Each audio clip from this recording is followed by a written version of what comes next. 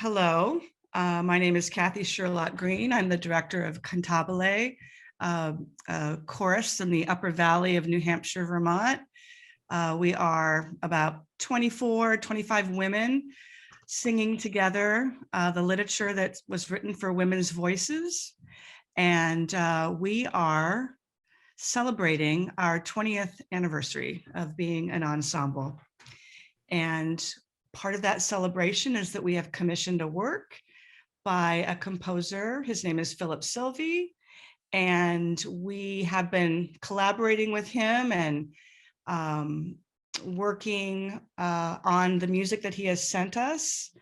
And today we wanted to talk a little bit about that, how it came about, where the ideas and the musical elements of the composition came from or fell into place, or the magic that happened.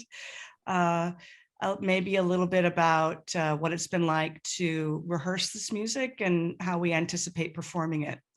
So thanks for that introduction, Kathy. I'm Silvey.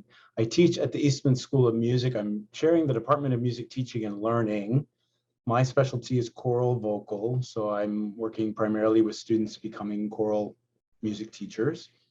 And this is my 12th year here, and I've been a composer really most of my life, starting from when I was a teenager. Published composer as of about 2000, and developed some of those skills, I think, for choral writing when I was teaching public school. I began writing and arranging for my own students.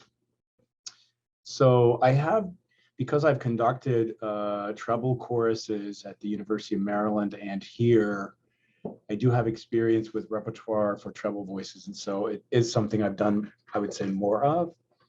So this was a welcome project, and I was very happy to be invited to participate. And I should say, what I knew from the beginning was that you wanted an extended work that I think you said around 12 minutes. I wrote back when you gave me the option to sort of pitch what I needed, and I said I'd like to do it in movements.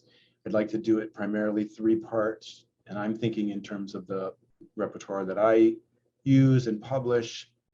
So in some ways, I do tend to write accessible works that are, and I don't think that has to be a bad word. So with those parameters, I was beginning to think, what might I do? And then I was familiar with writings of Anne Lamott, and I have read some of her books over the years. And I had never read this, but I knew of this very short volume, and it's called Help, Thanks, Wow, The 3 Essential Prayers. And I've heard others quote that elsewhere, and I knew that this was an idea of 3 different kinds of ways that we might be prayerful, or times when we might use prayer. And right from the beginning, her book opens with a prelude, she calls it, which we know that from church settings, and an amen. Also, we know that. So those are the outer movements, which are shorter, and then each of the 3 prayers make up the rest of the book. And so it's really 5 parts to the book, and so that's ultimately what the piece became, those 5 pieces, those 5 sections. So I pitched it to Kathy, and she knew of Anne Lamott, and I think you knew of the book, and we're excited about the possibilities. And I just felt a lot of good energy, and this is important for me as a composer, to feel like this is an idea that I can really get behind, and there's something there. So I was excited about it. And you had, prior to that, I should say, and I'll share this really quick. So I'm going to show you some artifacts. So there's 2 things you'll see on this page. On the left is a list of adjectives that were generated by the singers in the cantabile, and without categories, help, thanks, and wow, they were just a continuum of words that I received. And I, in thinking about this possibility, grouped them this way. So you'll see things about community and strength and solidarity, which to me suggested this idea of helping each other. Thanks, just being in a place of gratitude. And wow, some of these joyful, awestruck, those words fit there well in my mind. And so I thought, well, this is good, because these are the kinds of things the members we're hoping for in this composition. And then I categorized these things down here, shimmering, and also handwritten on the right came from an online Zoom with the members, and where the idea of, you can read off of here, interwoven nature of voices. They perceive that might be an interesting thing for me to do. Juicy chords, trying to make something that's colorful and thick, which I tried to do. Mixed meter. So I had this sitting on the piano as an inspiration, this sheet. And then eventually, and I'll scroll back here, you can see these are all excerpts from the book. So I worked my way through the book, reading it, and just pulled out lines that I felt were captured the prayer. And I kind of did want the word help to be in it. I wanted the word thank you. So I was looking for phrases that felt more poetic and that I felt captured the essence of the prayers. So you'll see what I've written here are quotes, and they tell you that I have the pages because we did have to get permission to do this piece and this performance, which we did, thankfully. And so they're direct quotes from the book.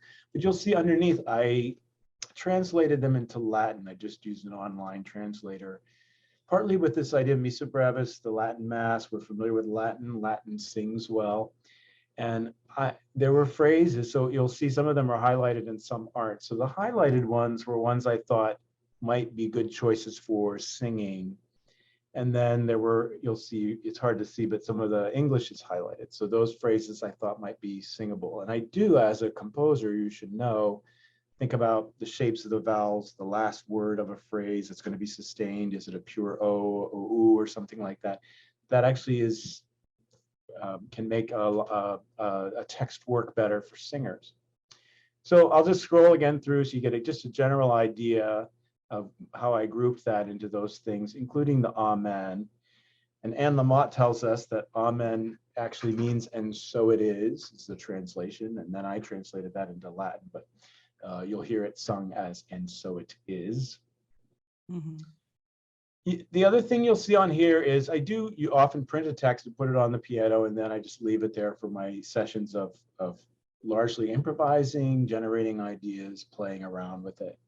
So most of these things, and I have this quirky thing where I just write the letter names, and I sometimes write them in a way that'll remind me what I was doing, but sometimes I come back to these things and I don't even remember what I was doing. Yeah. But it's a way for me to catalog ideas as they're happening over time. So this all is filled, as you can see, but I just wrote something new every few days or weeks, whatever it is that I spent between playing with this. You can also see over here 3 Latin words, auxilium, gratias, and mirum or mirabilia. So those are words that I thought captured the prayers in Latin. I ended up not using auxilium, or I think it occurs maybe once. And found that there are often, as we know in English and other languages, there are more than one word can mean similar things, synonyms. So adiuva is the word they end up singing most in this for, which means help, and it means a particular kind of help, aid or to your help. So again, you can see little rhythmic jottings, and here's even solfege, do, sol, re, fa, mi, or something like that. That's slightly different than what it is. Yeah, but that tune, But like right there, the initial, that rhythm, da dee da da da da da da da. Was that something that kind of was initial and? Yeah, and that comes from words, so you think we revel in the beauty of things. It's the way we would say it. And so actually Alice Parker says, we don't speak duple, we don't speak in triple, we speak in mixed meter. Right. So those kinds of irregular combinations of things, that's how we say text. And so especially if you're saying something with some kind of energy, you're saying something with excitement, you're gonna, it's gonna fall together in a way that's a little bit more freeform.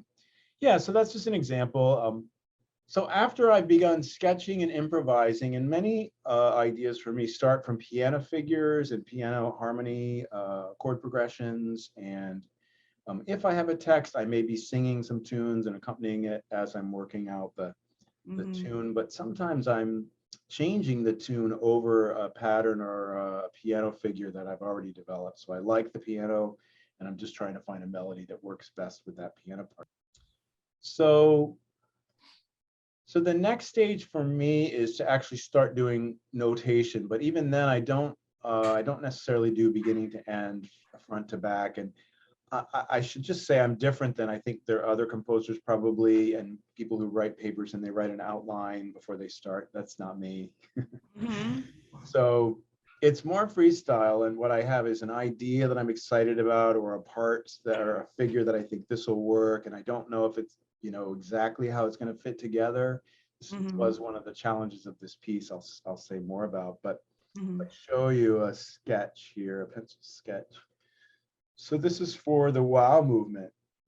So I just scribble in the key signature, and then I do some of these repeat signs when I know a figure is going to continue.